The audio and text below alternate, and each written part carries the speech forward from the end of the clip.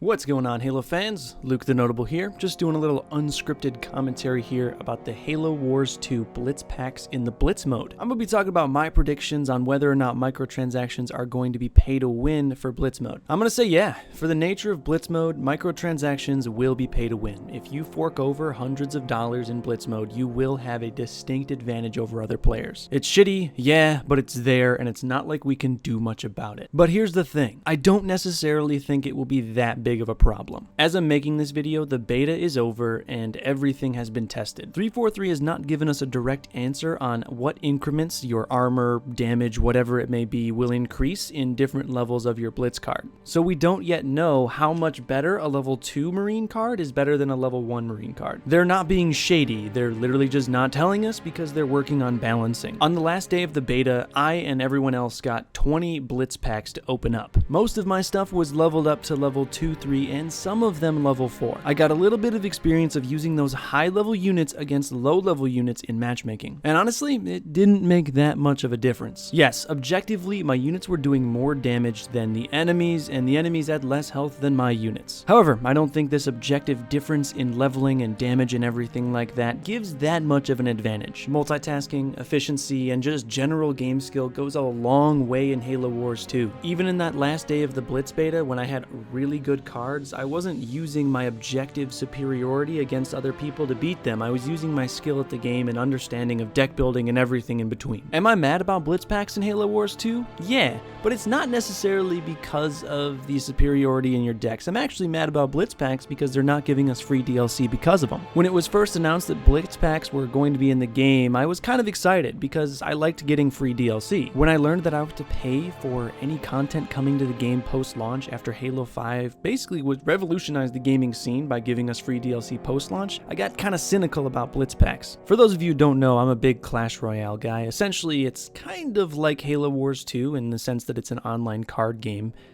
But in that game, every level card gives a 10% bonus to health and damage. So even just one level difference means a ton. In Blitz, I don't really think it's that much. If we were having 10% more damage and armor, you'd see a big difference online, but I don't really see it. Now, I may have a bias because of my inherent skill at the game, but that's kind of an interesting point to bring up too. I'm not noticing level differences because I'm good at the game. I have enough skill to overcome those level differences. I'm not trying to defend Blitz packs here. I'm actually against them where I was for rec packs with Halo 5.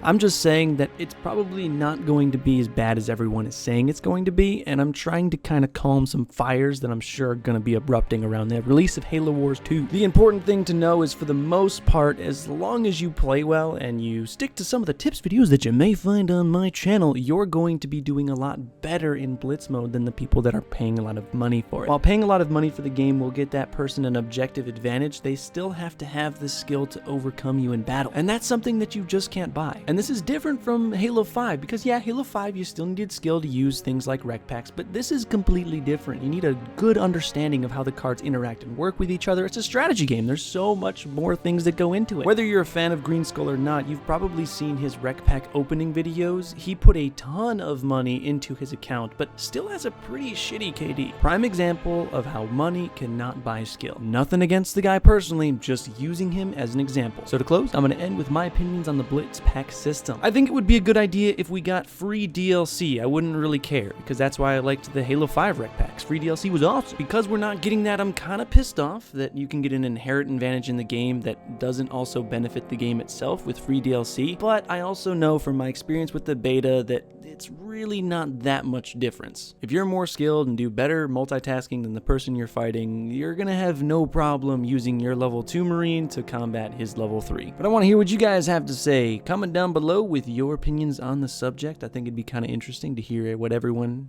has to say about it. I've always been kind of laissez-faire when it comes to rec packs and blitz packs and all that. Like, whatever. They're in the game. I'm a good player. I can learn how to beat them, and I accept that challenge. And you should too. It's a good mantra to take on. And on my channel, I try to do tips videos, so even if you're not spending any money on the game, I'm going to show you how to beat the guys that are. I've already made a couple deck builds, and I have a lot of videos coming out and planned for Halo Wars 2, so it's going to be really awesome. I want to thank you all for watching. Let's kind of keep it civil in the comment section. I know any video you talk about microtransactions, it just gets heated. Let's keep it civil, guys. I'm not trying to start any wars here, just trying to open some discussion. Make sure you guys stay notable, and I'll see you in the next video.